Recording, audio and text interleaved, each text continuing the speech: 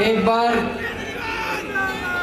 सब लोग दिल से जोर से भारत माता का जयकारा लगाएंगे, मुट्ठी बंद करेंगे, हाथ ऊपर करेंगे और दिल से बोलेंगे, भारत माता की, भारत माता की, इनकलाब, इनकलाब, वंदे वंदे।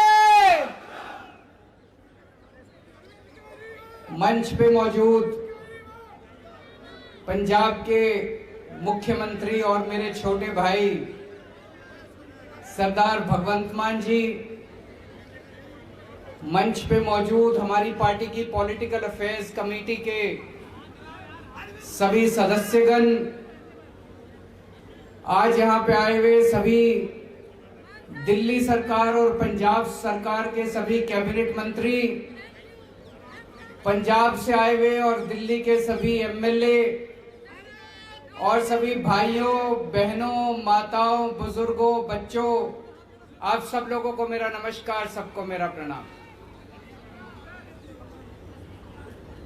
दोस्तों, आज 3 महान हस्तियों का शहादत दिवस है। शहीद आजम भगत सिंह, सुखदेव, राजगुरु, उन लोगों ने आज सुप्रीम कुर्बानी दी थी हमारे देश को आजाद कराने के लिए। मैं सोच रहा था, सोच के देखो जरा, फांसी पे चढ़ना कितना मुश्किल होता होगा। एक छोटी सी चींटी अगर हमारे को काट जाए तो हमें दर्द होता है, फांसी पे चढ़ के अपनी जान दे देना कितनी बड़ी बात है, कितनी बड़ी बात है। उसके लिए अलग किस्म का जज्बा चाहिए। और जब वो लोग फांसी पे चढ़ रहे थे, उनके दिल में क्या विचार होंगे आप सोच के देखिए। उनके दिल में भारत का सपना था। 23 साल के 3 युवा, भारत का सपना था उनके दिल में कि एक दिन हमारा भारत आजाद होगा, एक दिन उस भारत के अंदर सबको अच्छी शिक्षा मिलेगी, हर किसान खुश होगा, मजदूर खुश होगा, सबको नौकरी मिलेगी, सबको रोजगार मिलेगा, सबको अच्छी स्वास्थ्य सेवाएं मिलेंगी, सबको बराबरी का अधिकार मिलेगा, सारे देश के अंदर प्यार और मोहब्बत होगी। दोस्तों, हमारे स्वतंत्रता सेनानियों ने, भगत सिंह ने, सुखदेव ने, राजगुरु ने, सुभाष चंद्र बोस ने, चंद्रशेखर आजाद ने, इन सब लोगों ने अंग्रेजों के टाइम पे अंग्रेजों के खिलाफ खूब पोस्टर चिपकाए थे, खूब पोस्टर चिपकाए थे। आज से 100 साल पहले अंग्रेजों ने भी पोस्टर चिपकाने के जुर्म में किसी को भी गिरफ्तार नहीं किया था। आज से 100 साल पहले भी अंग्रेजों ने किसी को पोस्टर चिपकाने के जुर्म में एफआईआर नहीं की थी। भगत सिंह ने सोचा भी नहीं था कि एक ऐसा भारत बनेगा आज से 100 साल के बाद, कि एक ऐसा प्रधानमंत्री आएगा कि पोस्टर चिपकाने के जुर्म में 138 एफआईआर हो जाएंगी। 138 एफआईआर। इस देश के अंदर किसी महिला के साथ कुछ गलत काम हो जाए तो एफआईआर दर्ज कराना नानी याद आ जाती है। इस देश के अंदर चोरी हो जाए, डकैती हो जाए, कोई छीना झपटी हो जाए, मारपीट हो जाए, मर्डर हो जाए तो एफआईआर नहीं होती। 24 घंटे के अंदर पोस्टर चिपकाने के जुर्म में 138 एफआईआर।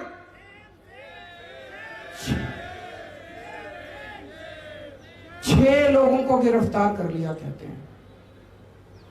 एक कोई प्रिंटर है और 6 लोग हैं जो बेचारे गरीब आदमी दीवारों पे पोस्टर चिपका रहे थे उनको। यार, ये चल क्या रहा है? प्रधानमंत्री जी की तबीयत ठीक है?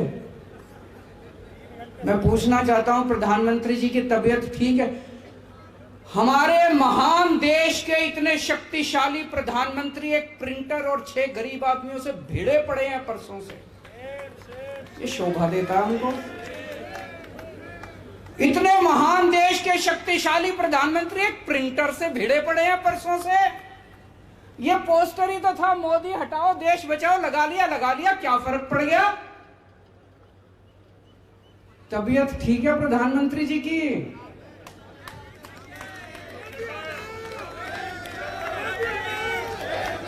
इतना डर किस बात का डर है प्रधानमंत्री को?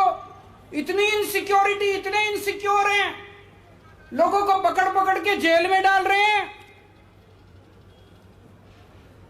एक मेरे को बीजेपी वाला मिला, कहता है सर प्रधानमंत्री मोदी जी 18 घंटे काम करते हैं। मैंने कहा यार कैसे मैनेज करते हैं, सोते कब हैं? कहता जी 3 घंटे सोते हैं। मैंने कहा काम कैसे चलता है? 3 घंटे में तो किसी इंसान का काम नहीं चलता, 3 घंटे की नींद से तो 6 घंटे की नींद जो चाहिए होती है।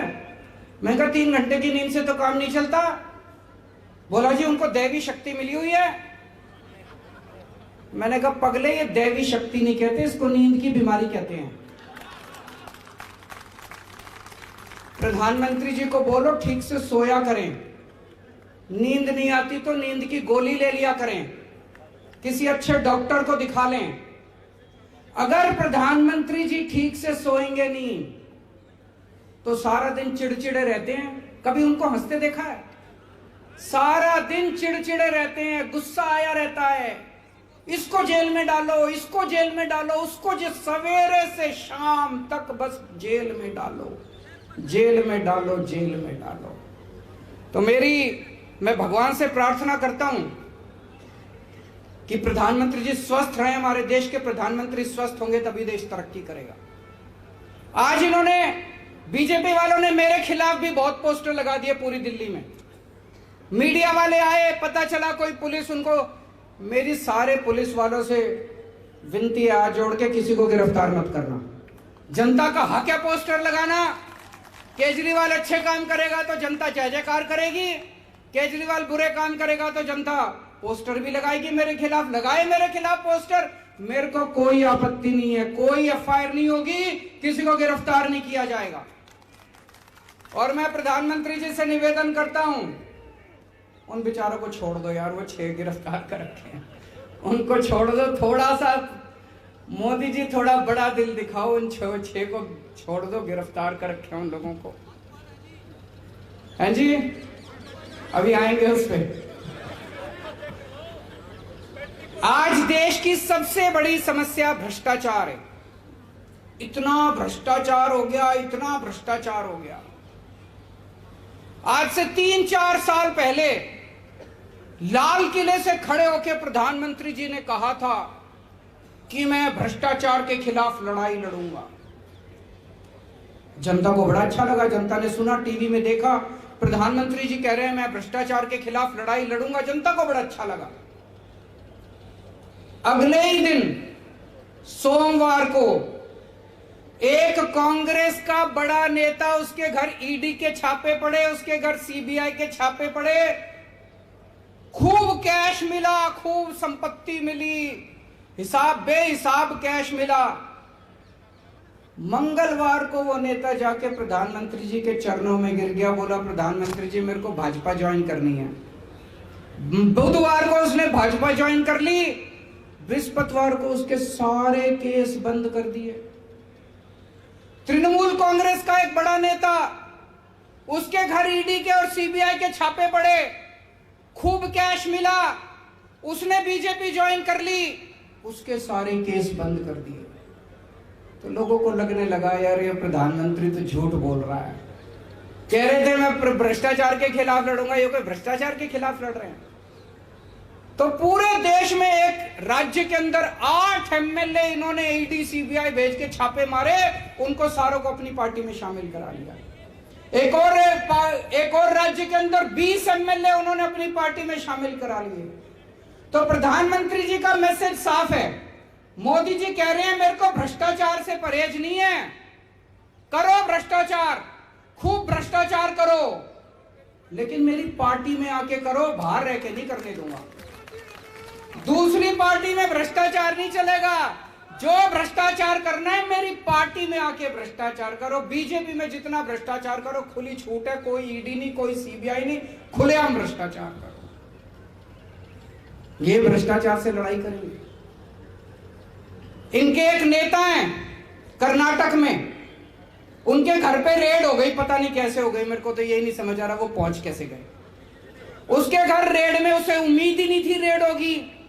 8 करोड़ रुपए कैश मिला, 8 करोड़ रुपए, 8 करोड़ कैश मिला। अगले दिन बेल हो गई, कोई गिरफ्तारी नहीं, कुछ नहीं। मनीष सिसोदिया के घर एक नया पैसा नहीं मिला।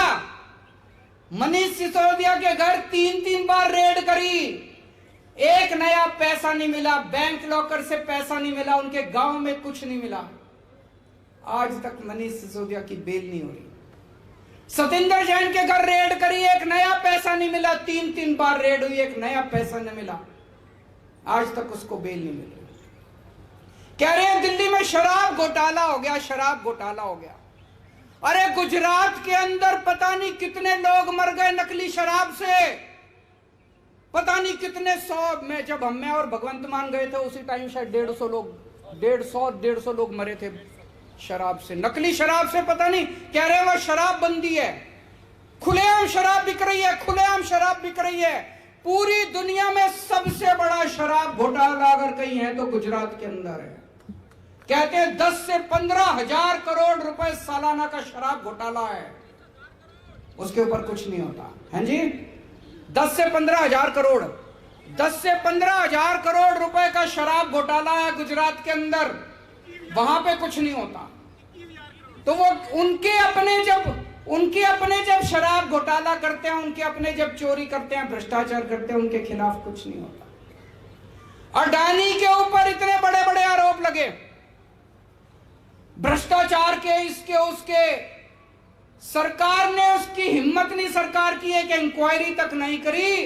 सुप्रीम कोर्ट ने कमेटी बिठाई है। सुप्रीम कोर्ट ने अगर कमेटी बिठाई है तो गड़बड़ तो है। सुप्रीम कोर्ट यूं ही तो कमेटी बिठा नहीं देता। सुप्रीम कोर्ट ने जांच कमेटी बिठाई है।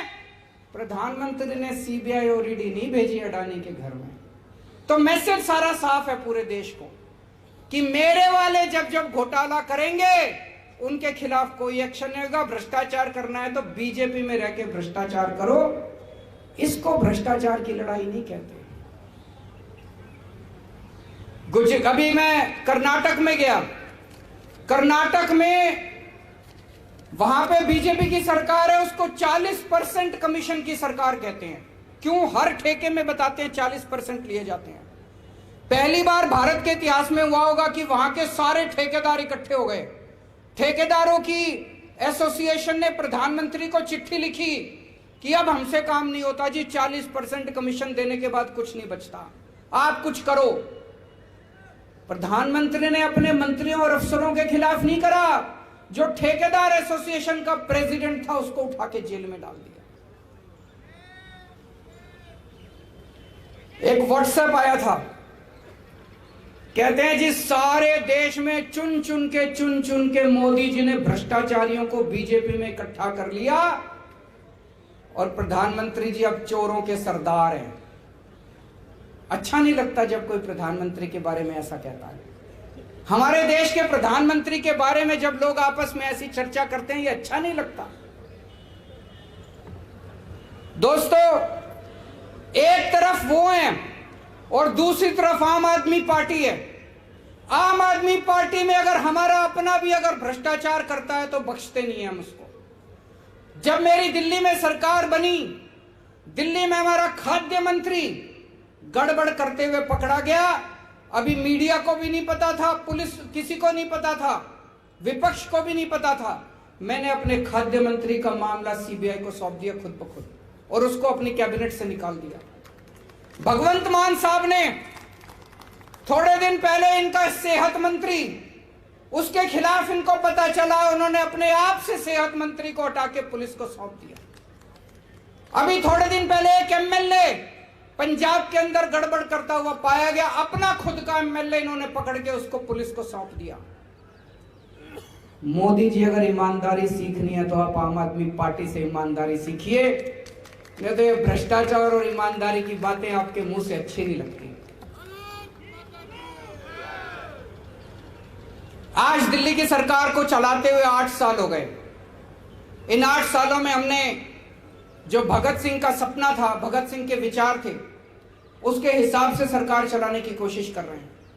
हर गरीब के लिए अच्छी शिक्षा का इंतजाम कर रहे हैं, हर परिवार के लिए अच्छे इलाज का इंतजाम कर रहे हैं। दिल्ली के अंदर आज जितनी तेजी से विकास हो रहा है, 75 साल के अंदर उतनी तेजी से विकास नहीं हुआ था। हमारी पढ़े लिखे लोगों की सरकार है, हमारी पढ़े लिखे लोगों की पार्टी है। और जब मैं सरकार चला रहा हूं, मैं मीटिंग लेता हूं अफसरों की, मैं ये देखता हूं कि मुख्यमंत्री को पढ़ा लिखा होना कितना जरूरी है। ये अफसर आपको यूं घुमा देते हैं, आप मीटिंग लेते हो वो यूं घुमा देते हैं, आपको पता ही नहीं चलता कोई क्या कह गया, आपसे यूं ही फाइलों के ऊपर साइन करा लेते हैं। अगर आप पढ़े लिखे नहीं हो, आप सरकार नहीं चला सकते, आपको कोई भी बेवकूफ बना के चला जाएगा। 2016 नवंबर में नोटबंदी की गई, पूरे देश में एक दिन रात को 8 नवंबर को रात को 8 बजे प्रधानमंत्री जी ने आके कहा कि आज से 500 के और 1000 के नोट लागू नहीं होंगे। पूरे देश के अंदर अफरा तफरी मच गई, लोगों के घर में खाने को नहीं था, लंबी लंबी लाइनों में लोग खड़े हुए, पता नहीं कितने लोग शहीद हो गए लाइनों में खड़े हुए, कितने लोग बेरोजगार हो गए, कितनी दुकानें बंद हो गई, इंडस्ट्री बंद हो गई। पूरा देश 10 साल पीछे चला गया, पूरा देश 10 साल पीछे चला गया। बाद में मैंने पता किया ये नोटबंदी हुई क्यों थी, तो पता चला प्रधानमंत्री जी के पास कुछ लोग गए, उन्होंने प्रधानमंत्री जी को बेवकूफ बना दिया। बोले प्रधानमंत्री जी अगर आप नोटबंदी कर दोगे तो भ्रष्टाचार दूर हो जाएगा। मैं आपसे पूछना चाहता हूं भ्रष्टाचार दूर हुआ? बोले प्रधानमंत्री जी नोटबंदी कर दोगे आतंकवाद दूर हो जाएगा। मैं आपसे पूछना चाहता हूं आतंकवाद दूर हुआ?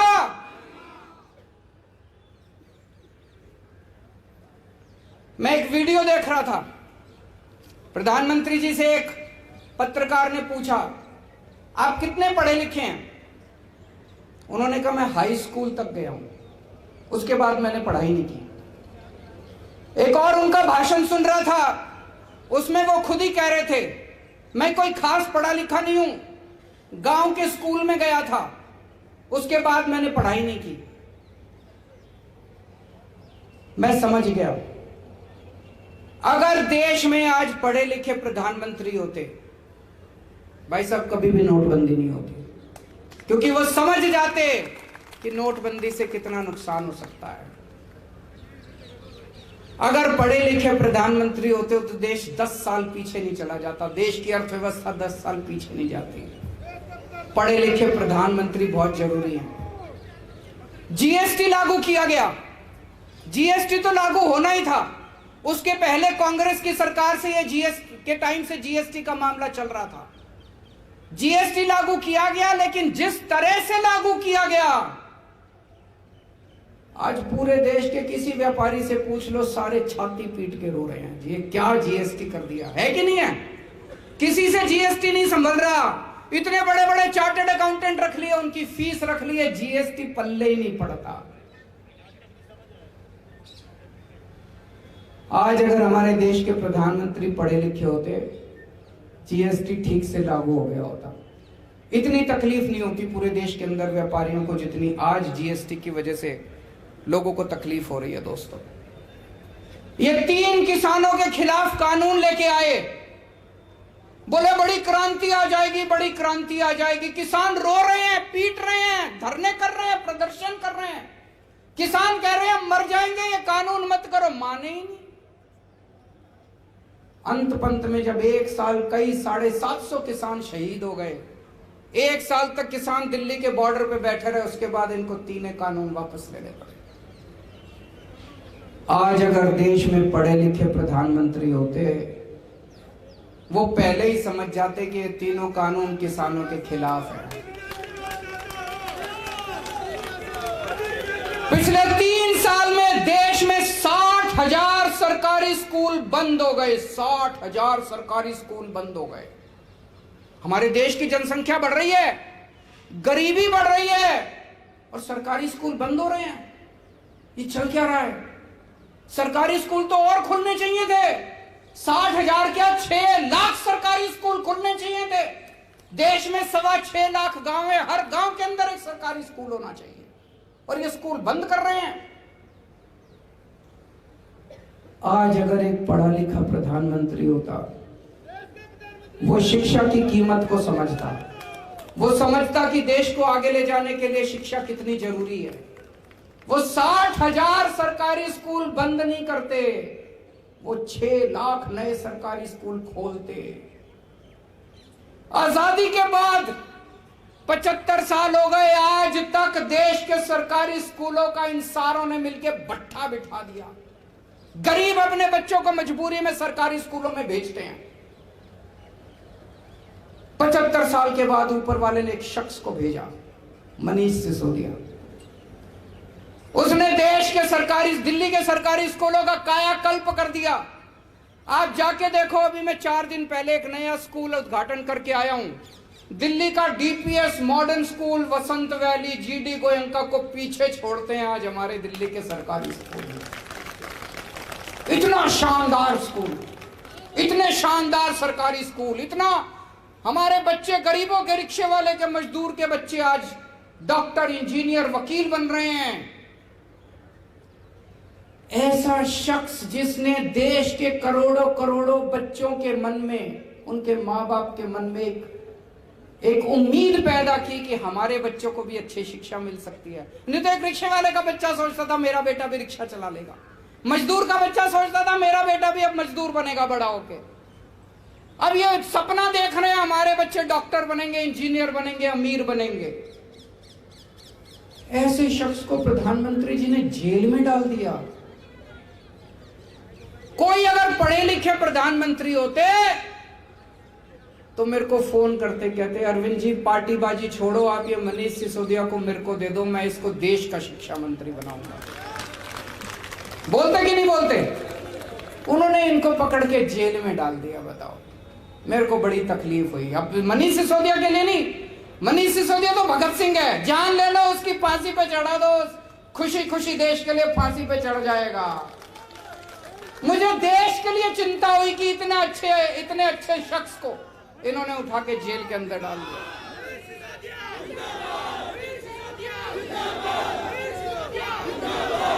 हमारे देश में कोरोना हुआ, प्रधानमंत्री जी कहते हैं सारे मिलकर देशवासी ताली थाली ताली बजाओ, उससे कोरोना भाग जाता। भागा कोरोना?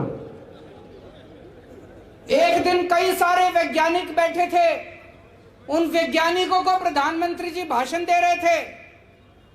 बोले कि गंदी नाली में से जो बदबू आती है, उसमें जो झाग निकलते हैं ना गंदी नाली में, कीचड़ में से, बोले उसमें से वो जो गैस निकलती है उसमें से चाय बनाओ।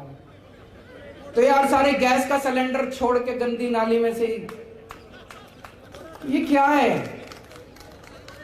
ऐसी बातें करते हैं प्रधानमंत्री जी।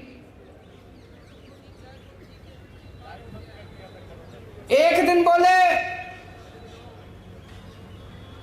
ये जो बारिश आती है, बारिश में बादल हो जाते हैं, बादलों के टाइम पे हमें आक्रमण करना चाहिए दूसरे देश पे, उसमें राडार में पकड़ा नहीं जाता। वो मैं देख रहा था, सारे मजाक उड़ा रहे थे उनका। अगर आज हमारा प्रधानमंत्री पढ़े लिखे होते तो इस किस्म की बेतुकी बातें नहीं करते जिससे देश का सर झुक जाता है इन बातों से। इससे बड़ी बात यह मेरे को डर लगता है, जो अभी मान साहब ने कहा, बड़ी इंपॉर्टेंट बात कही। जब फाइलें आती हैं उनको आधे बार अगर आदमी पढ़ा लिखा ना हो, आज गवर्नेंस इतनी कॉम्प्लिकेटेड हो चुकी है, सरकार इतनी कॉम्प्लिकेटेड हो चुकी है, अगर आदमी पढ़ा लिखा ना हो, आधी बातें उसको समझ में नहीं आती कि अफसर मेरे से कहां साइन करा रहे हैं। मेरे को डर इस बात का लगता है, चिंता मुझे मेरे देश के बारे में होती है कि मेरे देश के प्रधानमंत्री अगर पढ़े हुए नहीं हैं तो रोज पता नहीं कितने निर्णय ले रहे हैं, कितने डिसीजन ले रहे हैं। वो डिसीजन सही है कि नहीं है, वो निर्णय सही है कि नहीं है, वो कौन करवा रहा है उनसे? कोई भी आके उनसे कुछ भी लिखवा के ले जाता है, कोई नोटबंदी करवा देता है, कोई थाली ताली बजवा देता है, कोई किसानों के कानून बनवा देता है, कोई कुछ करवा देता है, कोई कुछ करवा देता है। हमारे देश जा कहाँ रहा है? हमारा देश, डर लगता है मुझको। इसलिए आज मैं सारे देशवासियों के सामने एक प्रश्न छोड़ के जाना चाहता हूं। क्या 21वीं सदी के भारत का निर्माण करने के लिए एक पढ़े लिखे प्रधानमंत्री की जरूरत है? क्या एक कम पढ़े लिखे प्रधानमंत्री 21वीं सदी के भारत का निर्माण कर सकते हैं? ये हम सब लोगों को मिलकर सोचने की जरूरत है। अंत में आप सब लोगों से निवेदन है, पिछले कुछ दिनों के अंदर पंजाब में शांति बहाली करने के लिए, कानून व्यवस्था को स्थापित करने के लिए हमारे प्यारे मान साहब ने जो काम किया है, जितनी मैच्योरिटी के साथ और जितनी शांति के साथ, एक खून की बूंद नहीं बही, एक गोली नहीं चली, बिल्कुल अच्छी तरह की प्लानिंग के साथ उन्होंने जिस तरह से काम किया है, आज पंजाब का बच्चा बच्चा, देश का बच्चा बच्चा कह रहा है कि आम आदमी पार्टी भी शानदार कानून व्यवस्था लागू कर सकती है। एक बार सारे जने खड़े होकर मान साहब के लिए ताली बजा दीजिए। भारत